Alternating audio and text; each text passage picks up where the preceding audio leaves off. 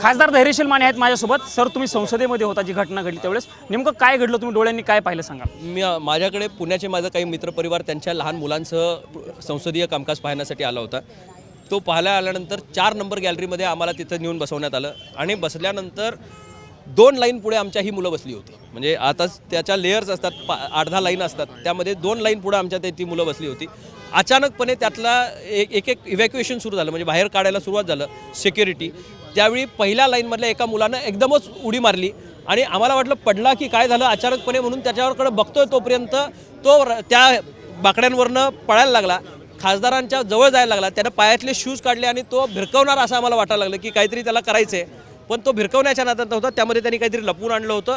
ते त्यांनी स्प्रे केलं का ब्रेक केलं लक्षात आलं नाही. पण त्याच्यानंतर येल्लो कलरचा सगळा धूर झाला, ज्याचा खूप घाणेरडा स्मेल होता आणि सगळं अंधूक जसं होतं तसं त्या पद्धतीचं व्हायला लागलं. आणि खासदारांनी त्याला दबोचून त्याचा दुसरा एक साथीदार वर त्या गॅलरीमध्ये होता, तोही लगेच त्या रेलिंग होतं, रेलिंगला 15-20 फुटाचं 15-16 फुटाचं ते रेलिंग आहे, त्याला तो लटकत होता आणि नंतर त्यांनी उडी मारली.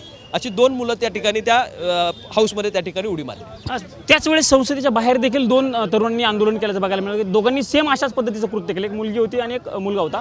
त्यातला एक मुलगा महाराष्ट्रातला असल्याचं माहिती मिळते, अमोल शिंदे नावाचा. त्यांचंही सेम कृत्य होतं असं ठरवून केलं असेल असं वाटतं तुम्हाला? आता हे पोलीस त्याचा तपास घेतील, एजन्सीज त्याचा तपास घेतील.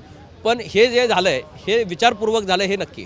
कारण असं अचानकपणे कोणी येऊन पार्लमेंटवर हे करत नाही. आजचा दिवस पार्लमेंटवर हल्ला झालेल्याचा दिवस आहे आणि आजच्याच दिवशी परत 13 तारखेला कुणीतरी वेगळ्या पद्धतीनं पार्लमेंटवर या ठिकाणी हा खऱ्या अर्थानं सिक्युरिटी ब्रीच आहे आणि पार्लमेंटला ह्याच्यावर आता गंभीर पावलं उचलावी लागतील. सर, पास देताना काही विचार करावा असं वाटतं का तुम्हाला? कारण खासदारांचे पास घेऊन हे तरुण जे आहेत ते आतमध्ये आलेले होते. नाही, आता पार्लमेंट सेशनच्या काळामध्ये लहान मुलांच्यापासनं सर्वांना संसद पाहण्याचं कुतूहल असतं. आता ही नवीन संसद झाल्यामुळं लोकांचा ओढ जास्त या ठिकाणी आहे.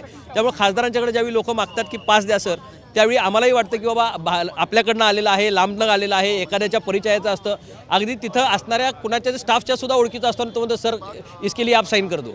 आमची ओळख नसती, पाळख नसती, पण तरीसुद्धा संसद पाहिली पाहिजे, लोकांनी आलं पाहिजे, प्रोसिडिंग पाहिलं पाहिजे, कामकाज पाहिलं पाहिजे, ह्या भावनेतनं खासदार हे या ठिकाणी मुक्त असते अशा पद्धतीची पत्र देत असतात. पण हा प्रसंग झाल्यानंतर आता याच्यावर मॉनिटरिंग लावण्याची गरज आहे. सर, शेवटचा प्रश्न, संसदेमध्ये अशा पद्धतीची घटना घडल्यामुळे महाराष्ट्रामध्ये देखील पास बंद करा अशी मागणी जी आहे ती काही आमदारांनी केल्याचं बघायला मिळतं. हे योग्य आहे असं तुम्हाला वाटतं का महाराष्ट्रामध्ये? आज त्याच्यावर पास बंद करणं हा त्याच्यावरचा उपाय नाही. संसद ही लोकांनी पाहिली पाहिजे, पण ते पाहत असताना कशा पद्धतीनं त्याचा विरोध, कारण हा डेकोरम पाळत असताना 5 लेयर्स ऑफ सिक्युरिटी आहे आणि त्या सिक्युरिटी लेयर्समधनं माणूस जात असतो. असं काही जाऊन अचानक संसदेमध्ये बसत नाही. पण ह्या सिक्युरिटीमधनं सुद्धा पळ काढून अशा लोकांनी जर काही कृत्य केलं असेल आणि आजच्याच दिवशी ज्यावेळी संसदेवर हल्ला झाला होता त्याच दिवशी हे कृत्य या सिक्युरिटीवरती प्रश्न उपस्थित केला होता त्या सगळ्यामुळे. सिक्युरिटीच्यावरती प्रश्न उपस्थित होत असताना मी या ठिकाणी सांगेन की मोटिव्ह एक अचानक कोणाचा लक्षात येणं अवघड आहे. सिक्युरिटी तिथं होती, म्हणजे ज्यावेळी ही घटना घडली त्यावेळी सिक्युरिटी त्या बॉक्समध्ये सुद्धा होती जिथं आम्ही बसलो होतो. पण अचानक एखाद्याच्या मनामधनं आल्याने उडी मारायची असेल तर तुम्ही जरी उडी मारायची ठरवली तर तुम्हाला कोण थांबवणार आणि कसं थांबवणार?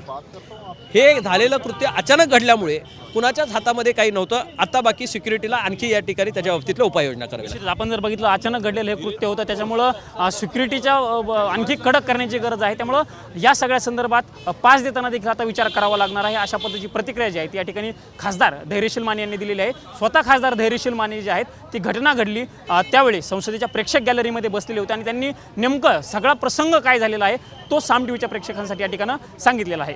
कॅमेरामन राजीव गौतमसह मी प्रमोद जगताप, साम टीव्ही न्यूज, नवी दिल्ली.